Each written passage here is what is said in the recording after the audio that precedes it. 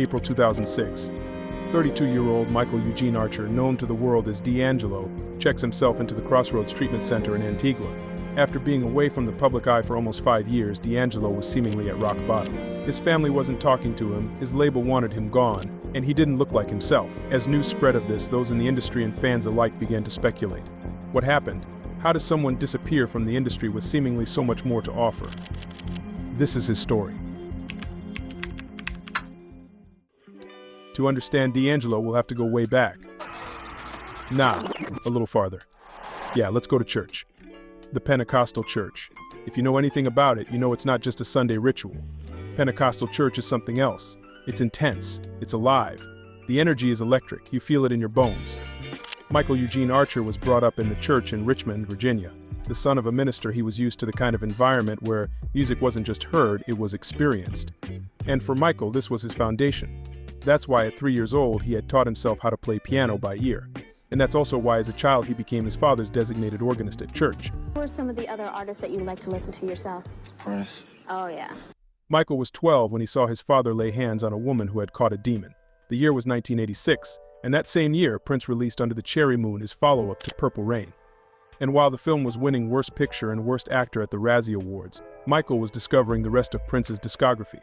He consumed his albums, reading the liner notes. He said about Prince, everything he did was the bomb, and he could do it all himself. I was one of those kids reading the album credits. I knew back then that I wanted to do that type of shit.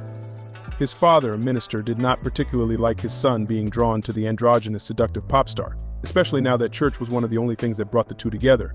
They didn't live in the same household, as Michael moved in with his mother at 9 years old after his parents split. And after a while, even that bond between them ended.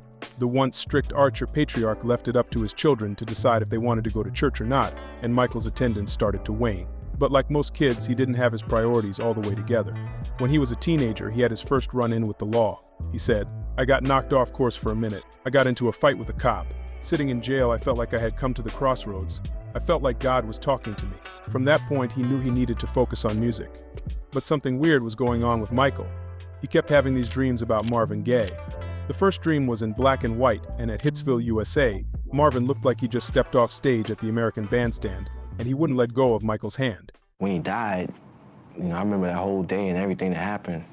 I remember, us going over to my cousin's house. We just came from church, and we went to my cousin's house, and, it was April Fool's Day, and they told me that he had got shot, and I didn't believe him. I thought it was a joke. And I saw it on TV, and, that night, that's when it started, really. And, I had him for about, these dreams for, a couple of years, to the point where I think I had to go see someone, to discuss them, why am I having these dreams? What do they mean? And, I think just coming to a realization of what my life turned out to be and everything, and learning about his life and what he went through as an artist, I don't know. I mean, I kind of take it as to mean to pay attention, pay attention to what he went through, and I guess the, mistakes he made or whatever, so I don't make the same ones.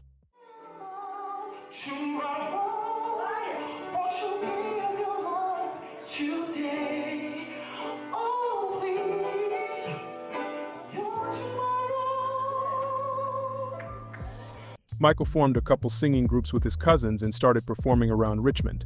The group that began gaining traction was named Michael Archer and Precise, and had a sort of David Ruffin and the Temptations vibe to it. Thank you. Thank you. Thank you very much. I'm David Ruffin. These are the Temptations. The band would go around Richmond performing and were starting to make a name for themselves when they caught the eye of a talent scout. You win, at the Apollo, or one day you performed at the Apollo? Yeah. How old were you when you did that? Oh, wow. So what was that like? Well, when you got on that stage at the Apollo and performed? It was amazing, man. That was dream come true. And didn't win.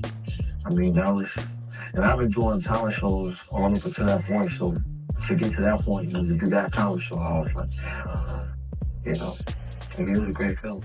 The talent scout hooked them up with the opportunity to perform at Amateur Night at the Apollo Theater. If you know the Apollo, you know it's a place where dreams either break or take off. Drew Hill won it, Lauryn Hill took the stage and got booed. It's a place that shows no mercy. Michael Archer and Precise had never been out of Richmond, and thus coming to New York was like a dream come true. He stepped on stage and the crowd started booing immediately. But he kept going, singing Peabo Bryson's Feel the Fire. The group lost that night. But they came back, this time singing Johnny Gill's Rub You the Right Way, and won the whole thing. And Michael used the money they made from their winnings to purchase a keyboard and 4-track recorder. The group could have made it, but Michael had aspirations of being a solo artist. Shortly after winning at the Apollo, Michael dropped out of high school to pursue music full-time. He spent his time producing for a crew of young rappers named IDU, standing for Intelligent, Deadly, Unique. 1992 was smack dab in the golden era of hip-hop. That year on the West Coast, Dr. Dre dropped The Chronic. Down south, UGK was fresh on the scene with their debut album. And on the East Coast, Don't Sweat the Technique by Eric B. and Rakim was bumping through every car speaker.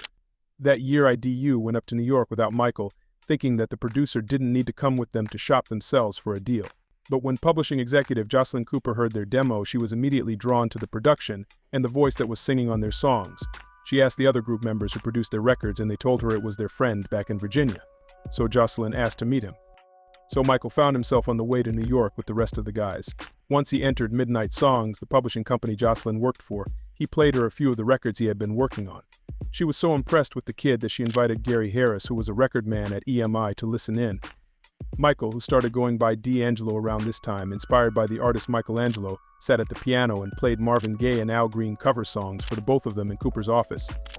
Gary Harris remembered his demo and that day by saying, "I thought he was dope.